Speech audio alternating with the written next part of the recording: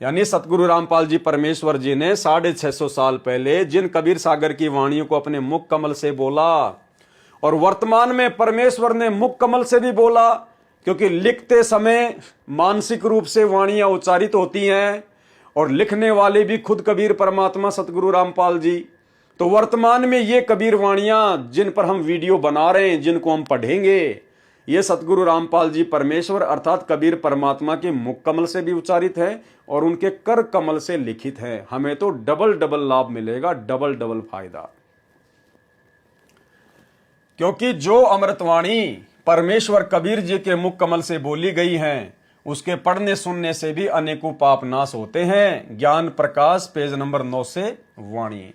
धर्मदास बोध ज्ञान प्रकाश निम्न वाणी पुराने कबीर ग्रंथ के अध्याय ज्ञान प्रकाश से है।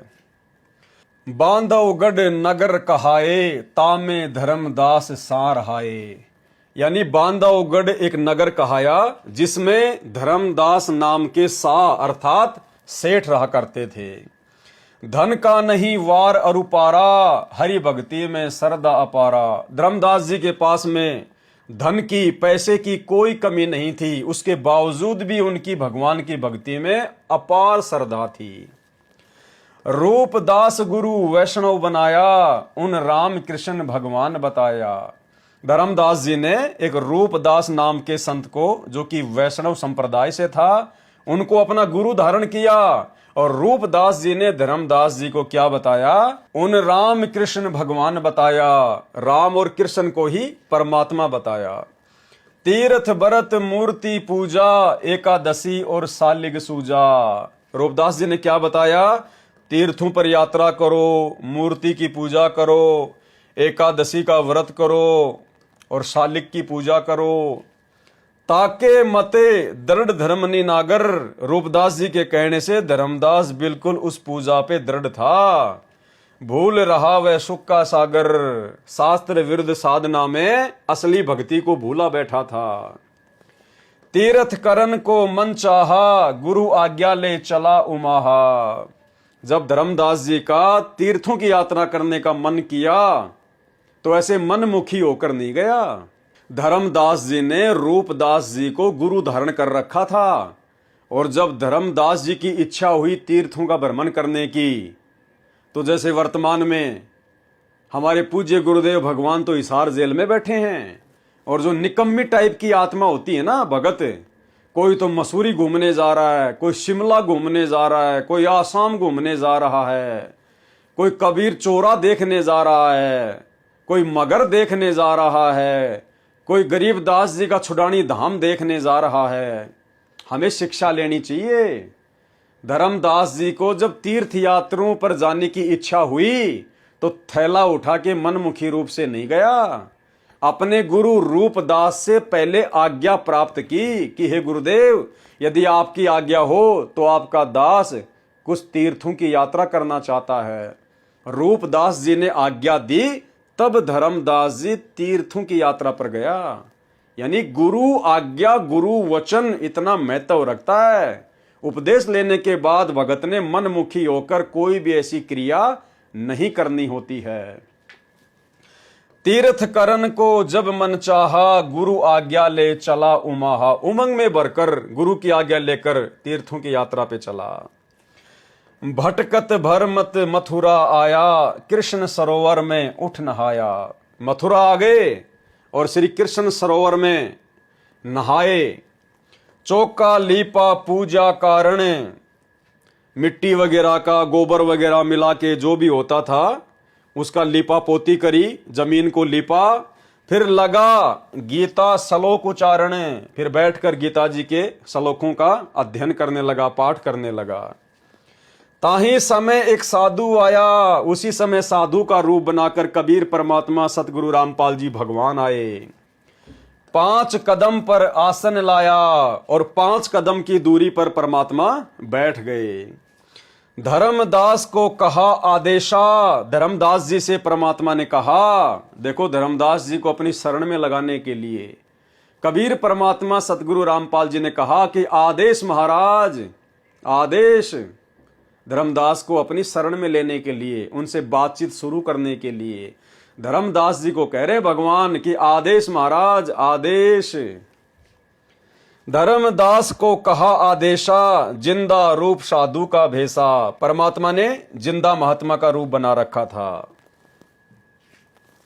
धर्मदास देखा नजर उठाई, पूजा में मगन कुछ बोला नहीं। धर्मदास ने नजर उठा के देखी और उसके बाद वापस अपनी पूजा पाठ में मगन हो गया। जग्यासुवत देखे दाता, धर्मदास जाना सुनत है बाता। परमात्मा एक जिज्ञासु भगत की भांति धर्मदास जी की उस क्रिया को देखने लगे बड़े ध्यान से। तो धर्मदास ने सोचा कि ये तो तेरी बातों को बड़ा ध्यान से सुन रहा है। जग्यासुवत देखे दाता, दाता यानी परमात्मा जिज्ञासु भगत की तरह देखने लगा धर्मदास की तरफ। और धर्मदास जाना सुनत है बाता, धर्मदास ने सोचा ये तेरी बातों को बड़ा ध्यान से सुन रहा है, इंटरेस्ट ले रहा है। ऊंचे सुर से पाठ बुलाया, ये देखकर धर्मदास ने ऊंची ऊंची आवाज में गीता जी का पाठ करना शुरू कर दिया। जिंदा सुन सुन शीश हिलाया। कबीर परमात्मा सतगुरु रामपाल जी धर्मदास जी के मुख से गीता जी के श्लोक सुनकर गर्दन हिला रहे हैं, जैसे उन्हें बड़ा आनंद आ रहा है। धर्मदास किया वैष्णव भेसा। धर्मदास जी की वेशभूषा कैसी थी? वैष्णव साधु जैसी। कंठी माला तिलक परवेशा, पूजा पाठ कर किया विश्रामा, जिंदा पुणे किया प्रणामा। अब धर्मदास जी ने पूजा पाठ करके और आराम करने लग गए। उसी समय जिंदा रूप में कबीर परमात्मा सतगुरु रामपाल जी भगवान ने उनको फिर से जाकर प्रणाम किया, नमस्कार किया, उनसे बातचीत शुरू करने के लिए। देखो कैसे परमात्मा हम जीव आत्माओं के नजदीक आते हैं। भाइयों और बहनों, ये लीला परमात्मा ने अकेले धर्मदास जी के साथ में ही नहीं की, आप और हम आत्माओं को भी परमात्मा ने शुरुआत में इसी प्रकार से अपने नजदीक लगाया था। जैसा खेल, जैसी लीला परमात्मा ने धर्मदास जी के साथ की, ऐसी लीला भिन्न भिन्न प्रकार की लीलाएं, यानी इतनी मेहनत, इतना ही संघर्ष, इतना ही प्रयास गुरुदेव ने हम असंख्य आत्माओं को अपने नजदीक लाने के लिए किया, हमारे अंदर भक्ति का बीज डाला।